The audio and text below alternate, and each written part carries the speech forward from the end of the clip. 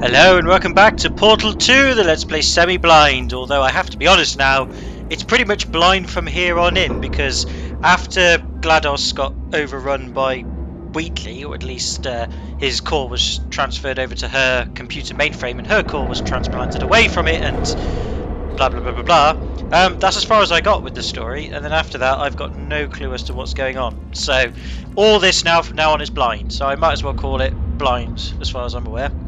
Anyway, just give me a second. I've got a... oh dear. Bit of technical maintenance. Nope. I can do this. Oh. Darn it. Excuse me a second. I have to do a little bit of technical maintenance. Nothing too biggie. Requires me getting out from my seat, bending down onto the floor, and then flicking a switch. Oh, he flicked it. Oh, he flicked it. Oh, dear. Oh, he flicked it, and, Oh, he strained himself. Oh dear. Sorry you had to hear all that, but, well, might as well do it in real time. Anyway, back to where we were. Yes, we did all that. So yes, the rest of this Let's Play is pretty much blind now. I haven't got a clue what's going on. Not that I had much of a clue anyway, but now I'm like, But thanks to you guys for your viewership, and of course your ever so supportive comments. I'm starting to get some sort of idea as to what's going on. Now, the first thing we need to do is, a lot of you mentioned that these doors that have the word vitrified on, which somebody mentioned, and I accidentally forgot to list you down on my comments recording bit here, so I do apologise whoever it was who said it. But vitrified refers to vitrification, which refers to turning nuclear waste into blocks of solid glass in order to reduce its radioactive lifespan. Or its radioactive half-life, I should say. Thank you for whoever said that. You are quite right. I remember studying that at university and I've completely forgotten all about it. Thank you so much. I forgot who you were who said it. I'm very sorry. But I know you know who you are, and thank you very much for leaving that. That was brilliant. I love it when little nuggets of knowledge get fed in. It's fantastic. The other thing we've got to do, and this is the first thing I want to do, is apparently these doors, as I said earlier, have these little yellow boxes, which apparently we can interact with. So let's give it a bash. If you've cut yourself at all in the course of these tests, you might have noticed that your blood is pure gasoline. That's normal. We've been shooting you with an invisible laser that's supposed to turn blood into gasoline. So all that means is it's working. Wait, what? How does it... Wait, what? Wait, how does laser light turn your blood into gasoline? I'm trying to think of a reasonable Alright, noisy. Anyway, I was trying to think of a reasonable explanation for that. I can't think of one. Somehow, the laser light must completely and utterly change the chemical composition of a red blood cell into that of a hydrocarbon for gasoline. I don't even think that's possible. I know there's a science fiction and all, but I don't even think that's possible. I don't know the logic behind that. Again, I know it's made up, I know this is a science fiction game, but still. Okay, well, great, my blood is now gasoline. How am I alive, by the way, as a result of that? You must have modified my body in some other way, otherwise I don't think my body could survive on gasoline as blood. Cave, you crazy. If you need to go to the bathroom after this next series of tests, please let a test associate know, because in all likelihood, whatever comes out of you is going to be coal. What? Only temporary, so do not worry. If it persists for a week, though, start worrying and come see us, because that's not supposed to happen. And now you're saying that my excretions are going to be coal? Are you trying to turn me into a walking supply of fossil fuel? Just a heads up, we're going to have a superconductor turned up full blast and pointed at you for the duration of this next test. I'll be honest, we're throwing science at the wall here to see what sticks. No idea what it'll do. Probably nothing. Best case scenario, you might get some superpowers. Worst case, some tumors, which we'll cut out. Okay, that is funny. That I can believe. Just throwing science at you to see what sticks. Although, when you mention cancer, I really shouldn't be laughing about cancer, because that's quite that's quite serious. So, yeah, that's not funny at all. I'm sorry if I've offended anyone there who might be suffering from cancer. It's not funny. I'm very sorry. I'm gonna just mosey on a little bit further. I'm wondering if there's any more doors that we've passed by with the word vitrification on it, or vitrified. So that's I forgot which coloured laser I've put on there. Orange, that's right. Any more doors? I think there is actually a few that we've missed a bit earlier on, so I'll find out in a second. Whee! Plus I just wanted to do this again because it's so cool. Okay, that bit jumping on here and breaking the platform is not cool, but the rest of it is. The rest of it is. Right, this is quite straightforward, isn't it? We just flick the switch. Sorry that you have to see all this again. I should edit this out. In fact, yes, I will edit this out. You don't need to see this again. We've got things to be getting on with and moving on, and my rambling again is taking over me. So I shall be back in a bit, hopefully, with some more doors. If not, then where we left off in the last video. Sounds like a plan? Tough. That's what we're going with. Okay, I went back and checked the other doors, and although they did say vitrified, they didn't have a yellow box on them. So I'm going to assume that there's more doors later on with yellow boxes, but I haven't missed any as of yet, other than those 3 that we did before. But anyway, thank you guys for pointing that out to me, because I never would have known that or done that until it was too late. Now, a few more things to say. Rating Pixel, I'd just like to say thank you very much for the compliment to say that I do try my best to respond to all of you guys and girls comments as best I can. I'm not saying that I can do it for every comment, and if I'm going to get more and more comments, that I've noticed my comment base is getting a little bit bigger, not much bigger, and I'm not trying to toot my own horn and say it will get bigger, because that'd be silly and a bit dickish, but I will try my best. But if it gets to a point where it gets really, really big, I might have to, I'll read them all, but I won't be able to respond to every one of them, if you know what I mean. But that's much, much later on in the future, if that's going to happen at all. I highly doubt it. But thank you anyway. I do try my best, and I will continue to do so. The James Potku said that, oh yes, the rambling speech that we heard in that Ratman Den that you guys pointed out a while back, saying, oh, you need to go back and listen to the wall, and we heard the weird noises come back, and I thought it was a cock-a-doodle-doo song. I still think it is, but apparently a few of you have said, and the James Potku in particular, said that there is a way to try and get some comprehension out of it, and I think a couple of you left me some links. Mexander Reacts, Henk van der Linden, and I think one other, but I forget, left me a YouTube link to go and visit to actually hear the voice again with some subtitles on the video to let you know what people think is being said by the person on the other side of the wall. So I went and listened to that, and it was quite interesting. There's a lot of references to Cave Johnson and Chell and something about a boat and some other crazy stuff going on. It's still incomprehensible, but there's a lot of links between what we know so far and what the game's thrown at us. And according to James Potku, and I guess a load of people who have analysed this, it's possible that the person rambling, or at least making the speech, is Doug Ratman, who I completely forgot about until I was reminded. I was like, oh yeah, that guy from Portal 1 who was following us around and was one of the surviving scientists of the Aperture place when GLaDOS purged it all for the first time with neurotoxin. Oh yeah, that guy who had his own comic book series and all that. The only thing that the only reason why I don't think it is him is because this game is set 400 years later from the first one, unless I'm mistaken. And although at the end of the comic he was also put in a test chamber, not test chamber, he was put in one of those stasis pods along with Chell. He managed to get Chell in the stasis pod, or at least, no, he didn't put her in a stasis pod, he managed to secure it, didn't he? Because the life support got turned off, he managed to turn it back on. But he also got into one as well, so it's left a bit ambiguous as to whether his stasis pod was activated as well, or whether he just died in it, or whatever.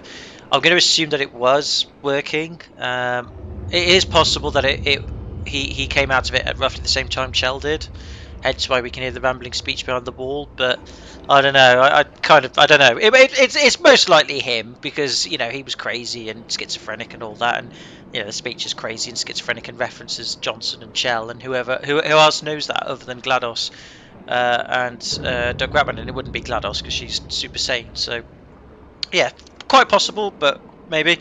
And the boat as well that's referred to, I believe that's connected to Half-Life 2. I forget the name of the boat now, but there's a mention of a boat that has something magical on it, some sort of Deus Ex Machina on it that'll save everyone. I don't know, I can't remember, but we're never going to find out, because Valve are never going to develop Half-Life 2 Episode 3 or Half-Life 3, are they? The buttheads, because they thought, oh no, we'll pour all our money into a Steam box, so much better. Idiots. Even if Half-Life is rubbish, guys, even if you do a hack job of it, just get it out and complete the story at the very least. Give us something to moan over. We'll give you money for it regardless. What's your problem? But oh, whatever. Never mind. Anyway, thanks for that, James Potku. Super Pop Tart the Third, again, amazing name. Oh yeah, he mentioned a bit of history about Aperture. I didn't, you know, we gathered a bit of history when we were going through that passageway, that reception area, before we went into the bit with all the weird stuff going on with Cave Johnson and all that.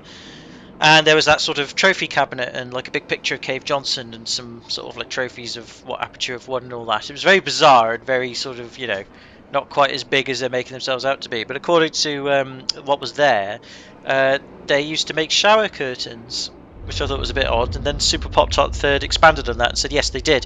They had government contracts to make shower curtains for soldiers, apparently. And then Cave Johnson trying to find a way of not having to make shower curtains for soldiers, but some other way of getting into a bathtub or something like that. Apparently accidentally discovered portals as an alternative to a shower curtain. I don't know how much true that is, but if that is true, that's hilarious. So, well, they do say all the greatest discoveries in science are caused by accidents, or at least most of them are anyway, so that is true. But hey ho, interesting history. So thank you for that, Super Pop Tart 3rd. And last but not least, Delarus made a mention that the Chell potato that we saw looks very similar to what GLaDOS looks like. Interesting. So yeah, good point there, Delarus. I hadn't had a closer look at it, but yes, I can visualise it in my head and think, yeah, it does have a similar structure to GLaDOS's computer structure before she got taken over by Wheatley and turned into a potato. Interesting. In fact, actually, another one of you mentioned that the turret that we picked up, the strange turret in Chapter 5, made a reference to, you know, Prometheus was taken down by the gods because he imparted knowledge onto humans and that MacGuffin.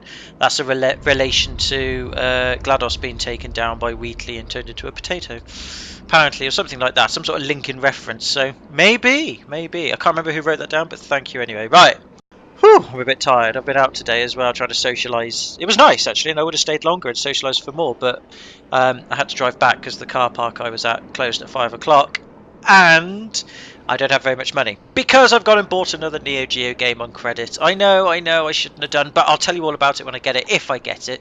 Now, I know I will get it, but there's a part of it I also need to get that's separate. I will tell you all about it when I get all of it together and it all works out, I hope. Anyway, fingers crossed. But yes, I didn't want to buy it now. I wanted to save my money to socialise and blah blah blah, but well, I had to do it because the seller who was selling the game was closing the auction, and he wanted to sell it quick. So as a result of that, I managed to get it much cheaper than I thought it was going to get it for, but I had to buy it there and then, otherwise I never would have been able to have bought it and somebody else would have got it instead, and I didn't want that to happen. Again, I will let you know more in the future. Right, anyway, right now, yes, we can properly continue. Sorry, it must have been 10-15 minutes rambling. Sorry, Hidden Windshield. Sorry, Raining Pixels. Sorry, Ethian, and all of you guys for all that. Sorry. I did have a system in mind to try and cut down on the rambling, but I realised it wasn't going to work, so this will have to do for now. Anyway, right. We're in a testing facility. We're testing repulsion gel or something like that, and apparently we are here at number 9.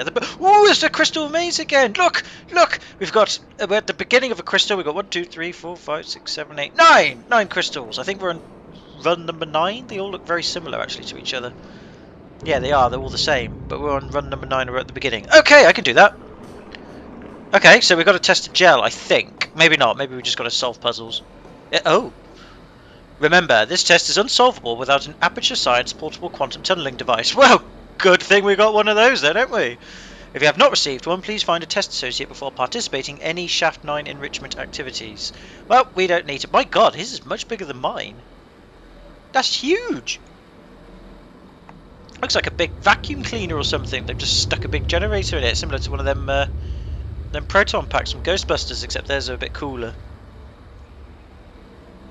Weird. Sorry, I'm drinking some green tea as well to try and stay alive. Well, ours is a bit more high-tech and advanced, so we're all right there then. Thank you. Right, anyway, so what have we got? Repulsion gel. Ooh, music's changed. Was Aperture's first attempt to create a dietetic pudding substitute. Dietetic? Is that how you pronounce it? Did you know Aperture Science fact placard hashtag 00D45 hash, no, sorry, that's not hash, that's a dash, isn't it? 00D45-OIR repulsion gel. Oh right, okay, I don't need to read that. Damn you, Aperture. It's true, the gel is a sweeter, slightly less non-toxic form of fiberglass insulation that causes subsequently ingested food items to bounce off the lining of a dieter's distended stomach and out his or her mouth. For various reasons, this product was pulled from shelves. For more information, contact the following fact placard. So wait, was Aperture's first attempt to create a dietetic pudding substitute? Is that some sort of mean? Is that basically a food item that makes you vomit all food out of you, like people, what anorexics do if they're trying to lose weight? Well, it's not restricted to anorexics, but I know they do that to the extreme. I don't know. So this was a food substitute, or dessert substitute, but now it's not. Okay. Bit nervous now, actually. I don't particularly want to go into a pool of dietetic dessert substitute stuff made of sweetened fiberglass. Oh, alright, I'm hesitating over nothing. Tally ho! Boom! That was awesome! Can we do it again? Listen to the music.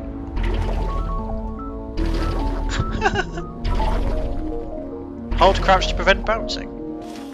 Oh my god, we could walk on it. That is awesome. That is so cool. That is so cool. I could be on there all day. Cool. Okay, well, I prefer it as a trampoline substitute to a dessert substitute, but very, very good. Very good indeed. Right, anyway, what doesn't help is that we need to work out... Ah, we're going to get there, aren't we? There we go.